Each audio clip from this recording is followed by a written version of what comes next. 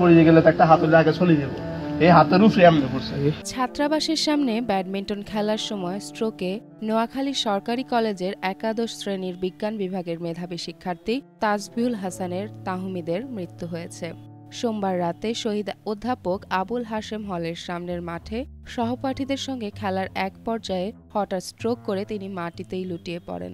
তাৎক্ষণিকভাবে সহপাঠীরা তাকে উদ্ধার করে স্থানীয় হাসপাতালে নেয়ার পর রাত 11:30টার দিকে কর্তব্যরত চিকিৎসক তাকে মৃত ঘোষণা করেন। তাহমিদের বাড়ি লক্ষ্মীপুরের কমলনগরের উপজেলার 7 নম্বর হাজিরহাট ইউনিয়নে। আকস্মিক এই মৃত্যুতে অধ্যাপক আবুল হাশেম হলের আঙিনা নিস্তব্ধ হয়ে গেছে। সহপাঠী, শিক্ষক, কলেজ প্রশাসন সহ নিহতের পরিবার ও এলাকার মানুষের মাঝে নেমে এসেছে গভীর শোকের ছায়া। তরুণ এই মেধাবী শিক্ষার্থীর মৃত্যু কলেজ জুড়ে সৃষ্টি করছে শোকাবহ পরিবেশ। যেমন ফারিয়া, জনকণ্ঠ।